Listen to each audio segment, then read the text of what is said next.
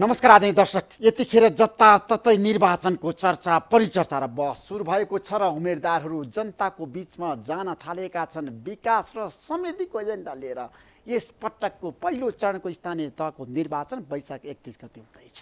सबै पोलिटिकल पार्टीले चुनावमा भाग लिएका छन्, राष्ट्रिय जनता पार्टी बाहेक। त्यसैले आजको निर्वाचन बहसमा हामी देशलाई समृद्धिशाली र सम्पन्न बनाउनको लागि निर्वाचनको विकल्प छैन। हाम्रो देशमा 19 वर्षपछि स्थानीय तहको निर्वाचन हुन गइरहेको छ र यो निर्वाचनमा जनताको सहभागिता व्यापक रूपमा देखिएको छ। यतिखेर चहलपहल सुरु भएको छ जताततै गाउँपालिकामा, नगरपालिकामा र महानगरपालिकामा। सबैको ध्यान छ निर्वाचनतिर। अन्तर्राष्ट्रिय समुदायको ध्यान छ नेपालको निर्वाचन र नेपालका पोलिटिकल पार्टीका शीर्ष नेताहरूको ध्यान छ गाउँतिर, सहरतिर, जनतातिर। समृद्धिशाली नेपाल बनाउनको लागि यो निर्वाचन सम्पन्न हुनुपर्छ। निर्वाचन निष्पक्ष हुनुपर्छ। भयरहित वातावरणमा मतदाताहरूले मतदान गर्न पाउनुपर्छ, आफ्ना प्रतिनिधि छान्न पाउनुपर्छ निर्भीक भएर।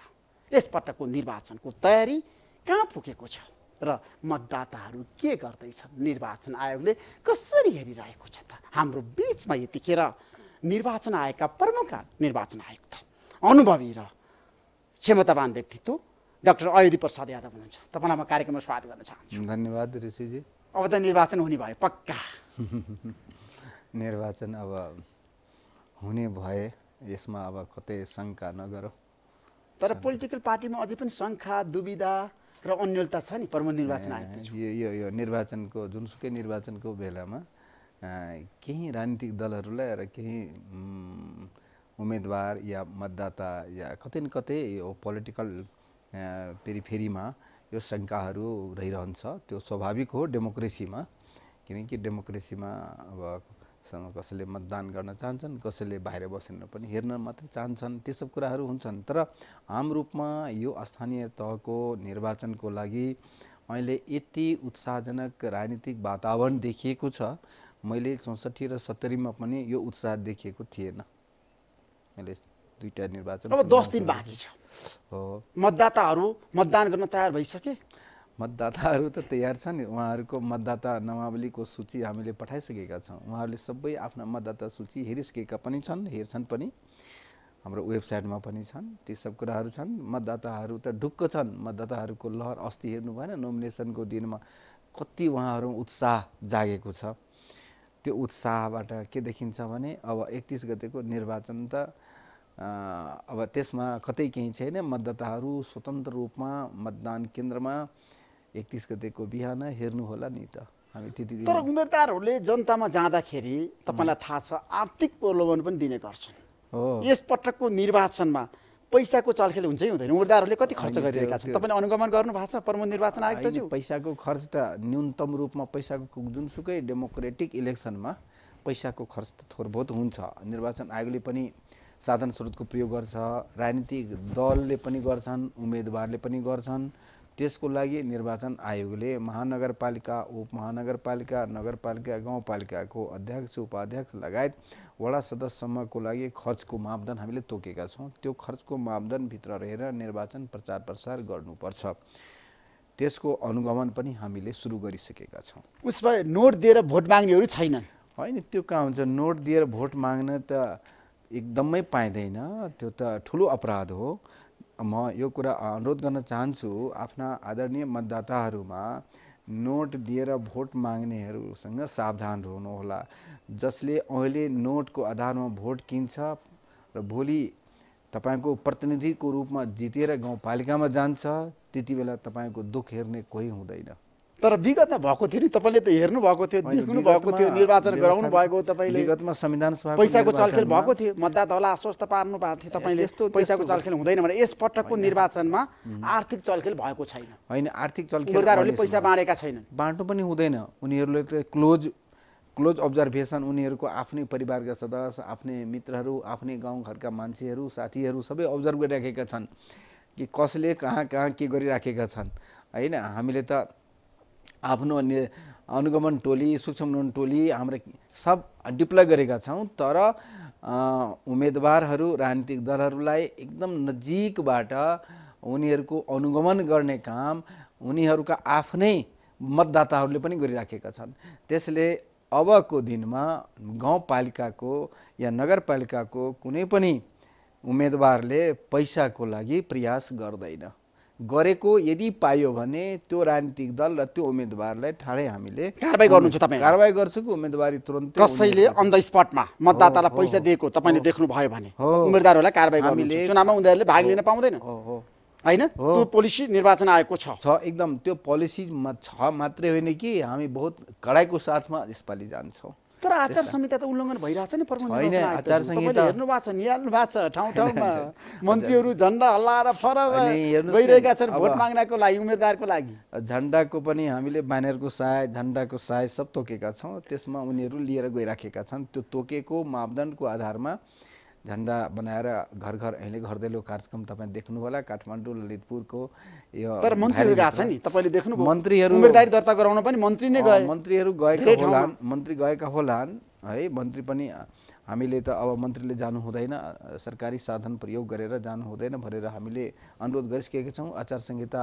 कार्यान्वयन उहाँहरूको लागि भइसकेकै विषय हो। यदि त्यस्तो छ तपाईँले जानकारी गराउनु हो भने हामीले उहाँहरूलाई सचेत गराउँछौँ, यस्तो नगरिदिनुहोस्। पटक पटक गराउँदै आएका पनि छौँ। त्यसले गर्दाखेरि अब कुनै ठाउँमा त्यस्तो घटना भएको छ भने हामीले जानकारी हुनु पर्यो। त्यसो भए मन्त्रीहरूले कुनै पनि उम्मेदवारलाई लिएर हिँड्न पाउँदैन निर्वाचनमा? मन्त्री भइसकेपछि उम्मेदवार लिएर हिँड्न कहाँ पाइन्छ? त्यो मन्त्रीहरूले छ नि आफ्ना उम्मेदवारहरूलाई लिएर गएको, हिँडेको, भोट मागेको। ल हेर्नुहोस् ऋषि, काठमाडौँमा देखिएको छ। ऋषि सर तपाईँ त्यही ठाउँबाट मलाई फोन गर्नु होला नि त। म आफ्नो प्रमुखको यो कुर्सीबाट उठेर तुरन्तै गाडीबाट मन्त्री नमेन्द्र जोशीले आफ्नो दाजुलाई नोमिनेसन गराउनको लागि लिएर जानुभयो त्यो जानु राष्ट्रिय सभागिरीमा। सबैलाई थाहा छ त्यो मन्त्री त जान सक्नुहुन्छ उम्मेदवारीको लागि सरकारी साधनको दर्ता गराउँदाखेरि उहाँ पनि जानु भएको थियो। जान सक्नुहुन्छ, उसो मन्त्रीहरू जान सक्छन् होइन? अब के भने प्रचार प्रसारमा मन्त्रीको हैसियतबाट जान पाउनुहुन्न, मन्त्रीको हैसियतबाट जानु पाउनुहुन्न। त्यो नोमिनेसनको दिन पनि उहाँहरूले यदि जानुभयो भने त्यसको लागि पनि आफ्नो सरकारी सवारी साधनहरू राज्यले दिएको सुविधाहरूलाई अलग राखेर जानुपर्छ। त्यसकारण एउटा त मन्त्री भए पनि एउटा व्यक्तित्व मन्त्री पनि हो नि त, राजनीतिक दलको कार्यकर्ता र नेता पनि हुन् नि त। उहाँहरूले जाँदाखेरि राज्यको सुविधा प्रयोग नगरोस्, हाम्रो त्यो छ। राज्यको मन्त्री प्रधानमन्त्री भाषण गर्न पाउँछ होइन? उम्मेदवारको क्षेत्रमा गएर महानगरपालिकामा, गाउँपालिका, नगरपालिका प्रधानमन्त्रीले त जान पाउँछन्, तर यो अरू मन्त्रीहरूको हकमा उहाँहरूले सामान्य नागरिक सरह जान पाउनुपर्छ। मन्त्रीको रूपमा कुनै पनि सभामा सहभागी हुन पाउँदैन? पाउँदैन, मन्त्रीको रूपमा त जान पाइँदैन। यदि गयो भने कारबाही हुन्छ? गयो भने कारबाही हुन्छ। तपाईँ जानकारी गराउनु होला। हाम्रो अनुगमन टोली खटिराखेका छन्। तपाईँले पोस्टरमा भन्नुभएको पहिले पनि प्रमुख निर्वाचन आयोग थियो आचार संहिता म कडाइको साथ कार्यान्वयन गर्छु भनेर तपाईँले भन्नुभएको थियो। एकदम तर उल्लङ्घन हुन थालेको छ, विभिन्न ठाउँमा उल्लङ्घन आइसकेको छ प्रमाणहरू। होइन त्यस्तो उल्लङ्घन त तपाईँले देखे जस्तो त छैन। हामी पनि यही काठमाडौँमा बस्छौँ। अहिले हाम्रो जिल्लामा अब अनुगमन सुरु भएको छ। त्यहाँ काठमाडौँमा त मलाई लाग्छ कि अब टोलमा घर दैलो कार्यक्रम गर्दाखेरि रमाइलो नै देखिरहेछु म। उत्साह छ, मतदाताहरूमा पनि एउटा जागरण ल्याउनु पर्ने आवश्यक पनि छ। त्यो मतदाता शिक्षाको एउटा पाठ पनि हो। तर अब सबै किसिमको क्रियाकलापलाई आचार संहितासँग जोडेर आचार संहिता उल्लङ्घन भयो भने पनि मिल्दैन। तर आचार संहिताको हाम्रो निश्चित मापदण्डभित्र रहेर राजनीतिक दलहरूले अहिले अबे गरेर डिसिप्लिन मेन्टेन गरेर नै आचार संहिताको आधारमा गइराखेको छ। तर निर्वाचन भइरहित वातावरण हुनुपर्छ, यो त निष्पक्ष हुनुपर्छ। यो त युनिभर्सल एउटा सम्मान। तर हाम्रो देशमा निष्पक्ष निर्वाचन विगतमा भएको छैन, यसपटक हुन्छ? होइन, विगतको कुरामा त भएकै हो नि त। त्यसैले त अहिले पार्लियामेन्ट छ, संविधान आयो, यो सबै कुराहरू निष्पक्ष निर्वाचन नभएको भएदेखि पार्लियामेन्टेरियन्सहरू तपाईँलाई थाहा छैन 2070 सालमा त्यतिखेरको एकीकृत माओवादी पार्टीले निर्वाचनको परिणामलाई अस्वीकार गरेको हो नि? अस्वीकार गरेर तपाईँले गराएको निर्वाचनलाई अस्वीकार गरेको हो। तर तपाईँले हेर्नुभयो भने अहिले पनि उहाँहरूले नै मिलेर संविधान पनि ल्याउनु भयो नि त। यो डेमोक्रेसीमा र पोलिटिकल पार्टीहरूको यस्ता किसिमका डेमोक्रेसीमा यस्ता घटना परिघटनाहरू भइरहन्छ। तर हारिसकेपछि हाम्रो देशमा राजनीतिक पार्टीले आरोप लगाउँछ, तपाईँलाई थाहा छ। यसपटक पनि तपाईँमाथि पनि त्यो आरोप आउन सक्छ, निर्वाचन आयोगमाथि पनि आउन सक्छ, सरकारमाथि पनि आउन सक्छ। तर सरकारमा भएका मान्छेले साधनको दुरुपयोग गर्छन्। दुरुपयोग गर्नु हुँदैन। नेपालको निर्वाचन किन स्वतन्त्र हुँदैन, किन धाँधली रहित हुँदैन? प्रमुख निर्वाचन आयोग त होइन, हाम्रो धाँधली रहित निष्पक्ष निर्वाचन हुन्छ। यसको एउटा निश्चित मापदण्डहरू निर्वाचन आयोगले पुरा गरेकै हुनाले नै हामीले विगतमा 2टा संविधान सभाको निर्वाचन गरे पश्चात अन्तर्राष्ट्रिय समुदायले निर्वाचन आयोगको प्रोफेसनलिजमलाई उच्च महत्त्व दिएको छ र विश्वमा भएका निर्वाचन आयोगमध्ये हैन। निर्वाचन आयोग नेपालले पनि ज्यादै महत्त्व दिएको छ र हाम्रो र्याङ्क पनि अपग्रेड भएको छ। हामी त धेरै माथि छौँ अहिले। निर्वाचन आयोग विश्वका धेरै निर्वाचनहरू मध्ये हामी पनि धेरै के भने फ्री फेयर इलेक्सन गराउने प्रोफेसनल कमिसनको रूपमा निर्वाचन आयोग स्थापित भएको छ। यसमा तपाईँ यो संवैधानिक आयोग हो, तपाईँले एक्सन लिन पनि सक्नुहुन्छ, तर कहिलेकाहीँ सरकारले दबाब दिन्छ आयोगलाई। सरकारले दबाब दिँदैन। एउटा के हुन्छ, निर्वाचनमा सरकारको पनि राजनीतिक दलको पनि तपाईँ सरकारवाला सञ्चार माध्यमका साथीहरूले पनि सबैको सहयोग चाहिन्छ र सरकार त अधिकारै छ मिति घोषणा गर्ने, मिति सार्ने। त्यसकारण धेरैजसो अधिकार निर्वाचनको सम्बन्धमा नेपाल सरकारले लिएर बसेको छ कानुनको आधारमा। त्यसले गर्दाखेरि कुनै बेला नेपाल सरकारले केही कुराहरूको लागि अनुरोध गर्न सक्छन्, त्यो स्वाभाविक हो, गर्छन् पनि। त्यो अनुरोध गरेपछि निर्वाचन आयोगले त्यसलाई अब मान्य नमान्ने हाम्रो निर्वाचन आयोगको आफ्नो क्षेत्राधिकारभित्रको कुरा हो। त्यसलाई जस्टिफाई गरेर कति उपयुक्त छ, गर्न सकिन्छ कि सक्दैन भन्ने कुरा हामीले जज गरेर गर्छौँ। तर के भने नेपाल सरकारले हामीलाई डिक्टेट गर्ने, निर्देशन दिने काम त गर्दैन अहिलेसम्म। विगतमा तपाईँले हेर्नु भएको छ, मैले धेरै पटक भनेको छु, प्रमुख निर्वाचन आयुक्त छु, हाम्रो देशमा चुनाव हारिसकेपछि धाँधलीको आरोप लगाउने प्रचलन छ। यस पटक यदि कुनै पोलिटिकल पार्टीले निर्वाचन हार्यो भने त्यो आरोप लगाउला कि नलगाउला? तपाईँले पोलिटिकल पार्टीहरू अब हेर्नुहोस् त, तपाईँको यो देशमा जति अब अहिले 744 ठाउँमा निर्वाचन हुन्छ, अहिले 283 भइराखेको छ। त जहाँ जहाँ निर्वाचन हुन्छ त्यहाँ उम्मेदवार धेरै छन्, प्रतिस्पर्धा हुन्छ, सबै जित्दैन निश्चित रूपमा। तर हामीले व्यवस्थापकीय दृष्टिकोणबाट, प्राविधिक दृष्टिकोणबाट, निर्वाचनको प्रचार प्रसारको दृष्टिकोणबाट, राजनीतिक दलहरूको सहभागिताको दृष्टिकोणबाट हामीले यसलाई अत्यन्तै उत्कृष्ट रूपमा निर्वाचनको सबै व्यवस्थापनलाई अगाडि बढाइराखेका छौँ। अहिलेसम्मको तपाईँ हेर्नुभयो, अस्तिको नोमिनेसन नै हेर्नुभयो तपाईँ, नोमिनेसन कति स्वतन्त्र स्वच्छ रूपमा भयो, शान्तिपूर्ण वातावरण भयो। यो त निर्वाचन आयोगको एउटा प्रोफेसनलिज्मको, हाम्रो व्यावसायिकतामा भएको, दक्षताकोमा भएको एउटा उदाहरण पनि हो त्यो, कि यति शान्तिपूर्ण ढङ्गबाट र लामो समयपछि यो निर्वाचन स्थानीय तहको हुँदा पनि निर्वाचन को बेलामा मतदान गर्नको लागि पनि यस्तै किसिमको जुन हिजो भएको थियो, म आशा गर्छु अत्यन्तै शान्तिपूर्ण ढङ्गबाट हुन्छ हाम्रो मतदान कार्य पनि। उसमा सबै ठाउँमा सुरक्षा निकाय पुगिसकेका छन् होइन? सुरक्षा निकाय त वार्ड तहसम्म पुगेका छन् हाम्रो सबै। यसपटकको निर्वाचन गराउनको लागि वार्ड तहसम्म हामीले निर्वाचन अधिकृतहरू पनि अब गाउँमा पुगिसक्नुभयो, गाउँपालिकामा, नगरपालिकामा, महानगरपालिकामा। 283 ठाउँमा जुन निर्वाचनको लागि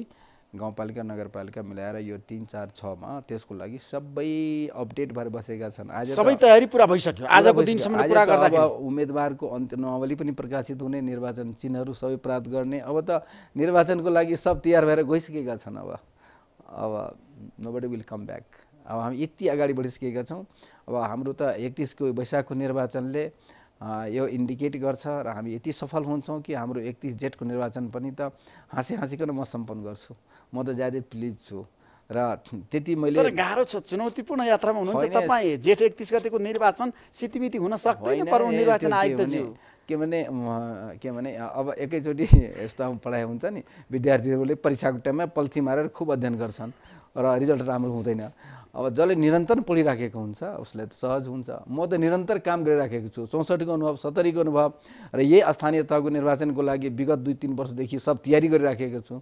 यो गर्दा अहिले मेरो नयाँ टिम पनि छन्, बडा सहयोगी हाम्रा आयुक्तहरू पनि हुनुहुन्छ, सचिवालय पनि छन्। सबैलाई लिएर सिस्टमभित्र हामी गइसकेका छौँ। यो सिस्टमले निर्वाचन गराउने हो, सिस्टम डेभलप गर्नुपर्ने महत्त्वपूर्ण विषय हो। त्यसमा नेपालमा सिस्टमले निर्वाचन गराउँछ। अब डेफिनेट सिस्टमले गराउँछ। अझै यो सिस्टमले दह्रो बनाउनुपर्छ, हामीले दृढ है ठोस बनाउनुपर्छ। त्यो हुन सकेको छैन, अझै बनाउनुपर्छ हामीले। तर तपाईँले सिस्टमले नेपालमा निर्वाचन गराउँछ भनेर भनिरहँदाखेरि मतदानपछि तपाईँ मतगणना गर्नुहुन्छ त? ठ्याक्कै भन्नुहोस् त। त्यो त गरिन्छ नि त, त्यो त पार्टीहरूको विमति छ नि, कानुनमै व्यवस्था छ। त्यो कानुनमा के गर्ने? पोलिटिकल पार्टीलाई मानेका छैनन्। पोलिटिकल पार्टी पहिलो चरणको निर्वाचन सम्पन्न भइसकेपछि, मतदान गरिसकेपछि तपाईँलाई थाहा छ मतगणना हुनु हुँदैन भनेर एमाले पार्टीले भनिरहेछ। उहाँहरूले भन्नुहुन्छ, आज पनि डेलिगेसन आउनुभएको थियो माननीय सुभाष नेमाङजीको नेतृत्वमा, उहाँहरूले भनिराख्नु भएको छ, अरू दल पनि भनिराख्नु भएको छ, यो धेरैजसो सरकारवालाहरूले पनि भन्नुहुन्छ। तर अहिले संसदबाट पारित भएको कानुनमा जुन व्यवस्था छ, त निर्वाचन आयोगले त्यो कानुनको आधारमा मतदान गर्ने, मतगणना गर्ने काम गर्नुपर्छ। उसो भए त्यो कानुनभन्दा पछाडि तपाईँ हट्ने सम्भावना छैन। त्यो अब पछाडि कसरी हट्ने त? तपाईँले भन्नुहोस् कानुनमा जुन व्यवस्था छ त्यो व्यवस्था तर हाम्रो देशमा त कानुन त दलहरूले चाह्यो भने परिवर्तन गर्छन्। दलहरू संविधान संशोधन गर्न तयार भएर बसेका छन्। ठिकै छ। कानुन परिवर्तन गरेर तपाईँलाई भन्न सक्छ नि त अहिलेको अवस्थामा। यो त के हो भने डेमोक्रेसीमा दल त महत्त्वपूर्ण पक्ष हो नि त। दल भएन भने डेमोक्रेसी त हुँदैन। 30 वर्षमा पञ्चायतमा त डेमोक्रेसी भनिन्थ्यो नि त, दल त थिएन। त्यस कारण के भने दल त हुनुपर्छ डेमोक्रेसीको लागि, र दल जहाँ छ त्यहाँ कतिपय अवस्थामा दलहरूले नै निकासको बाटोहरू पनि निकाल्छ नि। सङ्कट आएको थियो 2069 सालमा, संवैधानिक शून्यता भएपछि फेरि दलहरू नै हाई लेभल पोलिटिकल कमिटीबाट नै एउटा निष्कर्ष निकालेर बाधाडको फोकाबाट अनेक विषयहरू आयो। त्यसपछि 70 को संविधानको निर्वाचन पनि भयो। अहिले संविधान छ, संविधान सभाबाट जारी गरेको संविधान छ नेपालको संविधान। त्यसको आधारमा हामी निर्वाचन व्यवस्थापनमा अगाडि बढिराखेका छौँ। अहिले रूपान्तरित संसदले बनाएको कानुन, निर्वाचन कानुनको आधारमा आफ्नो काम गरिराखेका छौँ। अब रूपान्तरित संसद जुन छन् पार्लियामेन्टले यदि यो कानुनलाई परिवर्तन गर्ने अधिकार पनि राख्छ, संविधान संशोधन गर्ने अधिकार पनि राख्छ। सार्वभौम सत्ता संसद हो। संशोधन गरेर यदि परिवर्तन गरिदियो भने निर्वाचन आयोगले त्यसलाई त मान्नुपर्छ। वैशाख 31 गतेको निर्वाचनपछि लगत्तै मतगणना हुन्छ। हो, अन्य कुरा यथावत रहेमा वैशाख 31 गते मतदान 5 बजे सकेपछि मतपेटिकाहरू ढुवानी हुन्छ र निर्वाचन अधिकृतले आफ्नो मतगणनाको समय निर्धारण गरेर अगाडि बढ्छ। 1 महिनापछि सार्न सकिँदैन? दलहरूको बिचमा सहमति भयो भने हैन, त्यो कुरा पछि कुरा गर्छौँ। तपाईहरु मतपेटिका सुरक्षित गर्न सक्ने अवस्थामा हुनुहुन्न आजको दिनमा? निर्वाचन आयोगसँग त संयन्त्र छैन, प्रमुख निर्वाचन आयोग त त्यो सुरक्षा परिचालन गर्न सक्नुहुन्न तपाईँ देशको? त्यस्तो सम्भावनाका कुराहरू हामी गर्दैनौँ। निर्वाचन आयोगसँग अहिले 31 वैशाखको बाहेक अर्को विकल्प छैन। उसमा सार्न सकिँदैन मतगणना? हैन, मतगणना सार्ने कुरा कसरी सोच्नु भयो? कसैले मैले भनेको पनि छैन। चर्चा भइरहेछ पोलिटिकल पार्टीको बैठकमा प्रमुख निर्वाचन आयोग त जो धेरै चर्चा हुन्छन्। त्यो सबै चर्चा शर्मा ओली र प्रधानमन्त्री प्रचण्डको बिचमा पनि यही कुरा भइरहेछ। शेरबहादुर देउवारा मधेसवादी दलको नेताहरूको बिचमा पनि यही कुरा भइरहेछ। उहाँहरूको बिचमा राजनेताहरू हुनुहुन्छ, उहाँहरूको बिचमा अनेक चर्चाहरू हुन्छन्। राष्ट्रको सबै जिम्मेवारी राजनीतिक दलहरू लिएका छन्, व्यवस्थापिका संसद छन्, गर्नु स्वाभाविक हो। तर निर्वाचन आयोगले अहिले 31 वैशाख भन्दा अर्को विकल्प देखेको छैन। तर समस्या त छ नि, तपाईँले राम्रोसँग हेर्नु भएको छ, अध्ययन गर्नु भएको छ। पोलिटिकल पार्टीको बिचमा सहमतिको विकल्प छैन। सुन्नुहोस् न, जहाँ समस्या हुन्छ त्यहाँ समाधान पनि छ नि त। पहिलो चरणको निर्वाचन सम्पन्न गर्ने अनि दोस्रो चरणको निर्वाचन गरिसकेपछि एकैचोटि मतगणना गर्ने होइन, त्यो कुरामा हामी सोचेका छैनौँ। अहिले त्यति निर्वाचन आएको ध्यान गएको छैन, केन्द्रित भएको छैन। अहिले त हाम्रो डेस्टिनेसन पोइन्ट भनेको 31 वैशाख हो नि त। हामीले डेभिएसनमा जाँदैनौँ नि त। अहिले अर्को कुरा सोच्न थालियो भने कि अब 31 डेट ब्यालेट पेपर राख्ने, कहाँ राख्ने, कसरी राख्ने, हाम्रो व्यवस्थापकीय दृष्टिकोणबाट हामी कमजोर हुन्छौँ। हामी व्यवस्थापकीय सम्पूर्ण साधन स्रोतलाई 31 गते वैशाखको निर्वाचनको सम्पन्न गर्नलाई हामी लागि परेका छौँ। अर्को विकल्प सोचेका छैनौँ र 31 ज्येष्ठको लागि पनि हामीले निर्वाचन कार्यक्रम प्रकाशित गरिसकेका छौँ। यो बिचमा अनेक किसिमको राजनीतिक छलफल विचार विमर्श। तर एमाले पार्टीले तपाईँलाई भनेको छ नि त, ज्ञापन पत्र पनि बुझाएको छ नि त। चुनाव एकै चरणमा होस् भन्ने एमालेको चाहना छ, एमाले पार्टीको बटम लाइन छ। उहाँहरूले पनि थाहा छ नि, उहाँहरूले कानुन बनाउनु भएको छ नि त। कानुनमा त निर्वाचनको मिति तोक्ने अधिकार उहाँहरूले नेपाल सरकारले नै दिएको छ। त उहाँले त्यो कुरा थाहा हुँदै निर्वाचन आयोगले अब एकै चरणमा गराउनुहोस्, यो गराउनुहोस्, त्यो गराउनुहोस् भनेर भन्नु असल कुरा हो। हामीलाई सुझाव सल्लाह दिनुहुन्छ, त्यसको लागि धन्यवाद हो। तर हामीले कानुनलाई नै टेकेर जानुपर्छ। तर जेठ 31 गतेको निर्वाचन मुस्लिमहरूको चाडपर्व पर्छ नि त त्यतिखेर। होइन, ठिकै छ। तपाईँले किन ध्यान दिनु भएन? होइन, मैले दिएको होइन नि त, नेपाल सरकारले दिनुपर्ने हो नि त। त्यसलाई सार्न सकिँदैन, तलमाथि गर्न सकिँदैन? अब त्यो कुरा पनि नेपाल सरकारसँग सोध्नुहोस्। किनकि बजेटको कुरा गरौँ अब, किनभने तपाईँले स्पष्ट रूपमा लेख्नु भएको छ, सरकारलाई भन्नु भएको छ जेठ 15 को बजेट ल्याउन सकिँदैन, त्यो आचार संहिताको विपक्षमा हुन्छ, विरोधमा हुन्छ भनेर तपाईँले भन्नुभएको छ। यदि सरकारले बजेट जेठ 15 मा ल्यायो भने तपाईँ के गर्नुहुन्छ? रोक्न सक्नुहुन्छ प्रमुख निर्वाचन आयोग दाजु? जनतालाई म अनुरोध गर्न चाहन्छु, आफ्ना सम्पूर्ण आदरणीय सरकारवालाहरूलाई, कि जेठ 15 मा जुन बजेटको व्यवस्था छ त्यो संवैधानिक व्यवस्था हो। संवैधानिक व्यवस्थामा निर्वाचन आयोगले हस्तक्षेप गर्न मिल्दैन। निर्वाचन आयोगले ध्यानाकर्षण नेपाल सरकारले गराएको छ। निर्वाचन आयोगले रोक्न सक्दैन? सक्दैन, त्यो बजेट रोक्न सक्दैन? बजेट त्यो हिम्मत तपाईसँग छैन? कसरी? तपाईँ त शक्तिशाली व्यक्ति हो नि आज देशको। होइन, म प्रमुख निर्वाचन आयोग होइन त्यो नेभर त्यस्तो नसोचौँ है। आचार संहिताको विपक्षमा हुन्छ भनेर सबैले भनिरहँदाखेरि बजेट ल्याउन मिल्दैन नि त। तपाईँले त बजेट ल्याउनको त्यसैले नेपाल सरकारले हामीले ध्यानाकर्षण के गराएका छौँ भने हाम्रो आचार संहिता अनुकूल हुने गरी नीति र कार्यक्रम र बजेट ल्याउनुपर्छ भनेर हामीले सुझाव दिएका छौँ, हामीले ध्यानाकर्षण गराएका छौँ, अनुकूल हुने गरी भनेका छौँ। अनि चुनावको मुखमा एउटा सरकारले बजेट ल्यायो भने विपक्षले त्यसलाई कसरी स्वीकार? अब त्यो विपक्षले आफ्नो निर्वाह गर्नुपर्ने भूमिका विपक्षको हो, तर निर्वाचन आयोगले संविधानमा भएको संवैधानिक व्यवस्थालाई च्यालेन्ज गर्न मिल्दैन, चुनौती दिन मिल्दैन। उसो भए बजेट रोक्ने पक्षमा तपाईँ हुनुहुन्न? अब बजेट रोक्ने पक्षमा के, बजेट रोक्नको लागि हामीले आचार संहिता आकर्षित हुन्छ भन्ने भनिसकेका छौँ।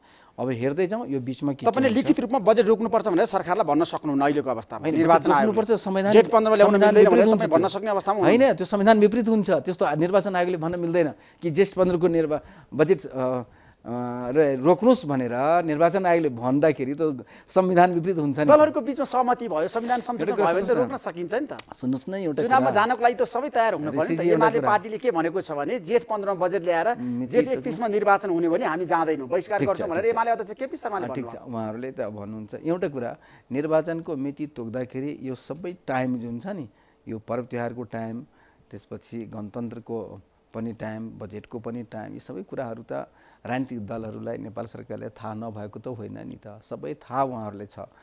यद्यपि वैशाख 31 को एक चरणको निर्वाचनलाई 2 चरण गराएको छ, त्यो के नगराएको त सबै हामी सबैले थाहा छ। त्यसमा निर्वाचन आयोगले ठिकै छ 2 चरणमा भए पनि हामीले गराउन सक्छौँ भनेर पनि भन्यो। सरकारले के गर्नुहुन्छ तपाईँ त्यतिखेर? चुनावमुखी बजेट ल्यायो भने त्यसको लागि हामीले त ध्यान आकर्षण गराएका छौँ। नल्याओस् हाम्रो अपेक्षा छ, ल्याउँदैन कि हामी अपेक्षा गरेका छौँ। अहिलेको अवस्थामा मतदाता शिक्षा अनिवार्य आवश्यकता छ।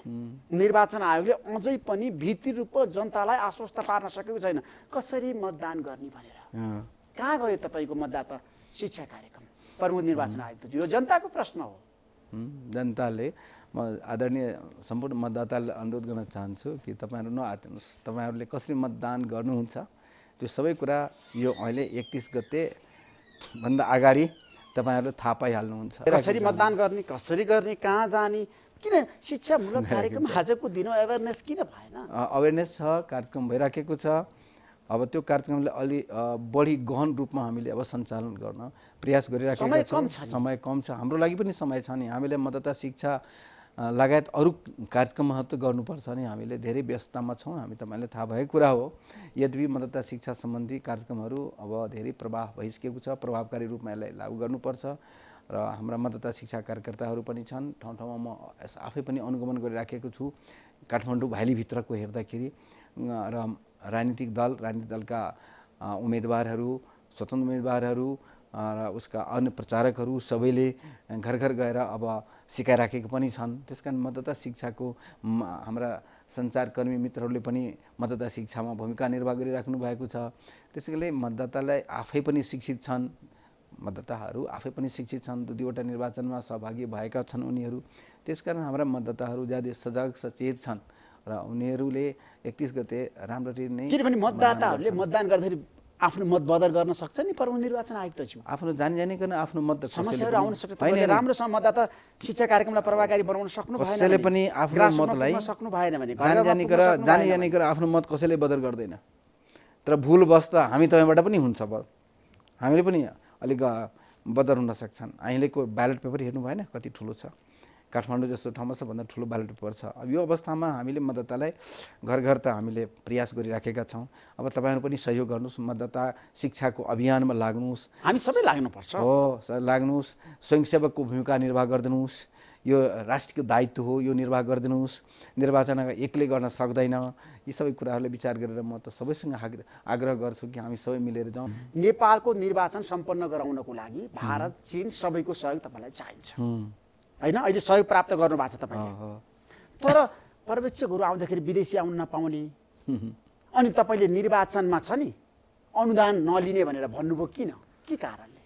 हेर्नुहोस् के हो भने जबसम्म हामी नेपालमा हामी सहयोग त लिनुपर्छ। अहिले हामीले अन्तर्राष्ट्रिय समुदायको एउटा मेम्बरको रूपमा पनि निर्वाचन आयोग पनि छ, हाम्रा पनि पेम्बोसा छ, हाम्रा पनि यहीको हामी सदस्य छौँ। हामी सहयोग नलिने कुरा होइन, तर आगामी दिनमा अब हामी सधैँ पिरियोडिकल इलेक्सनमा जान्छौँ र हामी सधैँ विदेशबाट सहयोग लिएर निर्वाचन सम्पन्न गर्नुभन्दा हाम्रो ट्याक्स मनीबाट नेपाली जनताको